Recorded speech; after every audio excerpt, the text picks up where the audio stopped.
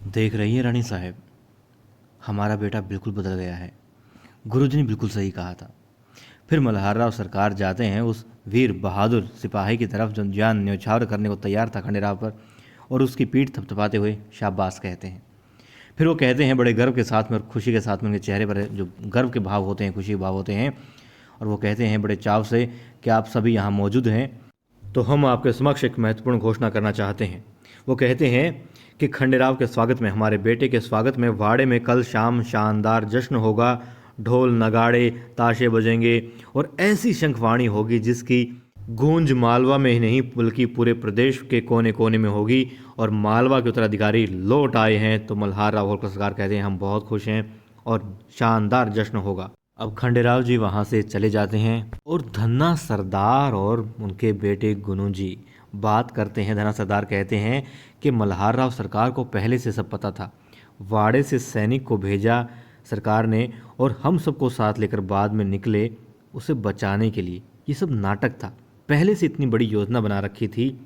वो कहते हैं कि उनकी समझ में नहीं आ रहा, जब खंडेराव की मदद पहले ही कर चुके थे, अपने बेटे को पहले ही बचा लिया था, तो फिर भला ये सब नाटक करने की जरूरत ही क्या थी। अब गुनू जी कहते हैं हमें लगता है बाबा साहेब कि उनको शक हो गया है। अब धन्ना सरदार बड़ी शंका के साथ में कहते हैं शक किस पर।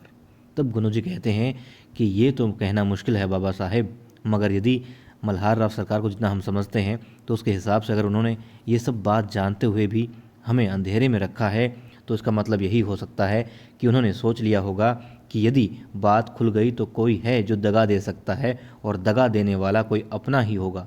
इसलिए खंडेराव पर हमला होने की बात को छुपाए रखा उन्होंने।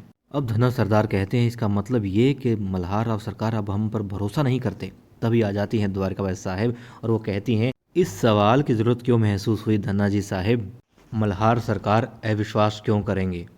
हमला तो खंडेराव की जान लेने के मकसद से हुआ था ना, और हम तो ऐसा सोच भी नहीं सकते।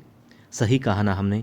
या फिर ऐसा है कि हम कुछ और सोच रहे हैं और आप दोनों कुछ और ही करने की फिराक में थे। अब बड़ी जल्दी बोलते हैं धना सरदार, कहीं पकड़े ना जाएं। वो कहते हैं नहीं नहीं रानी साहब, ऐसा कुछ नहीं है। खंडेराव को मारना हमारा उद्देश्य कभी नहीं रहा। अब द्वारकाबाई साहब कहती हैं फिर आखिर आप इतने फिक्रमंद क्यों हैं? बड़े सरकार ने अपनी योजना के बारे में आपको नहीं बताया, इसमें इतना क्यों दुखी हो रहे हैं आप, जैसे दुनिया ही खत्म हो गई? तुको जी को भी तो नहीं मालूम था, क्योंकि जैसा कि हमने देखा जब खंडेराव जी आए तो वो बहुत ज़्यादा हैरान हो गए थे खंडेराव को देखकर। अब यहाँ पर द्वारकाबाई साहब कहती हैं हाँ हो सकता है गंगूबा तात्या कोई बात पता हो, मुझे ऐसा लगता है उनको पता होगी। अब गुनू जी बोलते हैं कि सासू बाई, मैं और बाबा साहेब तो ये सोचकर हैरान हैं, देखकर हैरान है कि खंडेराव इतना बदल गया। जिस लड़के को अपने दोस्तों के साथ खेलने से दो पल की भी फुर्सत नहीं मिला करती थी, वो लड़का इतनी आसानी से दुश्मन को धोखा दे सकता है। फिक्र करने वाली बात तो है ना ये। अब द्वारकाबाई साहेब अपने जावेद साहेब को समझाती हुई कहती हैं कि जावेद साहेब, हमने ऐसा देखा और मुझे लगता है कि आप दोनों की नज़रें वो देख नहीं पाई जो मैंने देख लिया। बड़े सरकार तो बड़े खुश हैं, फ़क्र महसूस कर रहे हैं कि उनका बेटा लौट आया है, लेकिन खंडेराव का चेहरा नहीं देखा आपने, कितनी तकलीफ़ हो रही थी उसे। बाबा उसके पिताजी का, बड़े सरकार का प्यार और लाड देख करके उसके चेहरे से साफ नज़र आ रहा था। जिस कड़वाहट के साथ वो खड़ा था, जो उसे सज़ा दी गई थी, उसने कहा कि सज़ा काट के आ रहा है वो। समझने वाले के लिए इतना इशारा काफ़ी है कि खंडेराव पीड़ा में है, और पीड़ा किससे? अपने पिता से। वो पिता से नाराज़ है, दुखी है, और जब तक खंडेराव के मन में अपने पिता के लिए नाराज़गी है, कड़वाहट है, तो हमारा मकसद ज़िंदा है। और बेशक हम यहाँ पर खंडेराव को अपने इशारों पर नचा सकते हैं, जैसे चाहे नचा सकते हैं, और उसका भविष्य अंधकार में रहेगा, और यही हमारा मकसद है, यही हमारा लक्ष्य है। अब खंडेराव जी को अपने कक्ष में दिखाया जाता है और वो मन ही मन सोच रहे होते हैं जैसे उनके पिताजी ने उनको गले लगाया, मगर उन्होंने गले लगाया, बड़े दिल से गले लगाया, और खंडेराव यहाँ पर पीड़ा महसूस कर रहे थे। जैसा द्वारकाबाई साहब ने कहा भी सेम वही चीज़ थी। और यहाँ पर फिर वो अपने मृदंग के पास आते हैं, उसको अपने साज को बजाने के लिए अच्छे से ठीक करने लगते हैं। तभी आ जाती हैं देवी अहिल्या, और देवी अहिल्या उनको देख करके कहती हैं कि आप वहाँ से इतनी जल्दी भाग क्यों आए वहाँ से? तब वो कहते हैं कि शायद ये देखने के लिए कि तुम हमारे पीछे आती हो, कितनी देर से आती हो, कितनी जल्दी आती हो। तब देवी अहिल्या शर्मा जाती हैं। अब देवी अहिल्या कहती हैं पर मुझे ऐसा वहाँ पर क्यों लग रहा था कि जैसे आप किसी के साथ रहना नहीं चाहते, अपनी बात किसी से बांटना नहीं चाहते, सिवाय अपने इस खास दोस्त के लिए। खास दोस्त कौन? मृदंग के बारे में वो कहती हैं। और फिर वो कहती है मैं भी तो आपके पक्के दोस्त हूँ, मुझसे तो आप कह सकते हैं, कहिए ना किस बात की तकलीफ़ है आपको? खंडेराव कहते हैं कि बहुत कुछ है अहिल्या मेरे पास कहने के लिए, और देवी अहिल्या कहती है मैं सब कुछ सुनना चाहूँगी, लेकिन मैं पहले ये जानना चाहूँगी कि आप वहाँ से सब कुछ छोड़ करके आ गए और यहाँ भाग करके आए इतनी जल्दी, फिर मृदंग के पास आकर बैठते हैं, आखिर आपके मन में चल क्या रहा है। वो कहते हैं कुछ खास नहीं अहिल्या, और अब तुम मेरे पास हो, तुम खाम खाम परेशान हो रही हो, जो तुम मेरे पास हो तो इससे ज़्यादा खास मेरे लिए क्या हो सकता है। फिर वो कहते हैं कि आपको क्या लगता है मैं नहीं समझूंगी कि आप अब भी बाबा साहेब से नाराज़ हैं। अब दिखाते हैं कि मल्हार राव सूबेदार जी चर्चा कर रहे होते हैं सबके साथ में। वो कहते हैं कि कल का जश्न जो है शानदार होना चाहिए, बहुत भव्य होना चाहिए, और सालों साल तक इसी चर्चा प्रदेश में होनी चाहिए कि वाह खंडेराव जी के जो है आगमन पर, उनके स्वागत में इतना भव्य प्रोग्राम हुआ था, आयोजन हुआ था। वो कहते हैं मानता हूँ कि बहुत कम वक्त था आप लोगों के पास में ये सब आयोजन करने का, लेकिन यदि ठान लो तो कुछ भी किया जा सकता है। और तब तो कुछ भी कहते हैं बिल्कुल आपके सोच से अच्छा और भव्य हम कार्यक्रम करेंगे, आप चिंता मत कीजिए।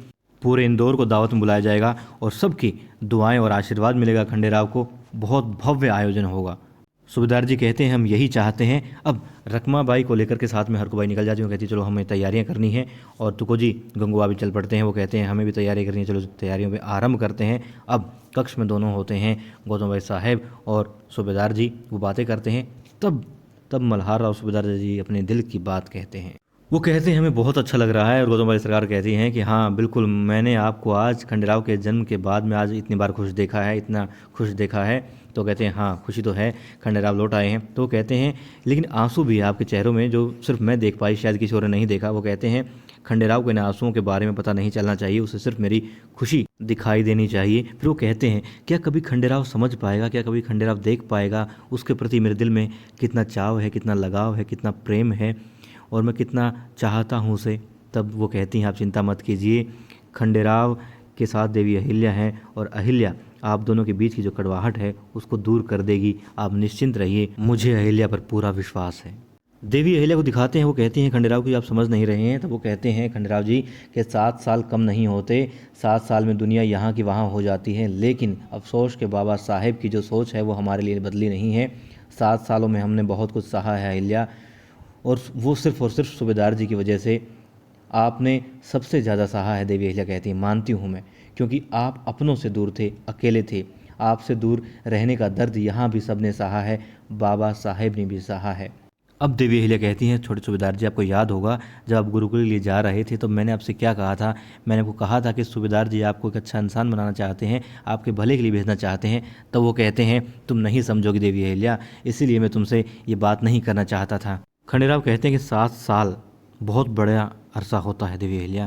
वो कहते हैं कि मैं 14 साल का था, महज 14 साल का, और एक ऐसा बच्चा जो 14 साल का है, बाल्यावस्था में है, और हमेशा ऐशो आराम में पला है। मैं घर से एक दिन दूर नहीं रहा था, लेकिन सज़ा के तौर पे मुझे 7 साल दूर भेज दिया गया। मैंने बहुत चाहा कि मैं अपनी माँ से बात करूं, देखूं, लेकिन नहीं कर सकता था, उनको देख नहीं सकता था, उनसे बात नहीं कर सकता था।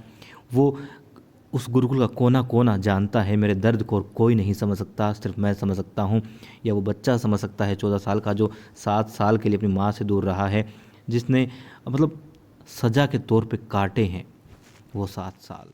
और वो कहते हैं कि वो 7 साल जब मैं तुम्हें, फिर वो रुक जाते हैं और फिर कहते हैं कि देखो अहिल्या, 7 साल तक ये गुस्सा जो है लगातार बढ़ता गया, तुम्हारी कही हुई बातें, तुम्हारी समझाई हुई बातें उस गुस्से के तले दबती चली गई, और ये गुस्सा यूं ही कम नहीं होगा, इसको कम होने में वक्त तो लगेगा। 7 साल तक ये जो बढ़ता ही रहा है तो उसे कम होने में भी वक्त लगेगा।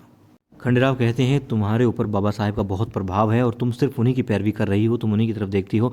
वो कहती हैं देवी अहिल्या नहीं, आपके बिना मेरा यहाँ कौन है, आपके साथ ही तो मेरे इन लोगों के साथ में रिश्ते हैं, यदि आपसे रिश्ता है तभी इन लोगों के साथ रिश्ता है, तो आपसे बढ़कर मेरे लिए कुछ नहीं है, कोई नहीं है।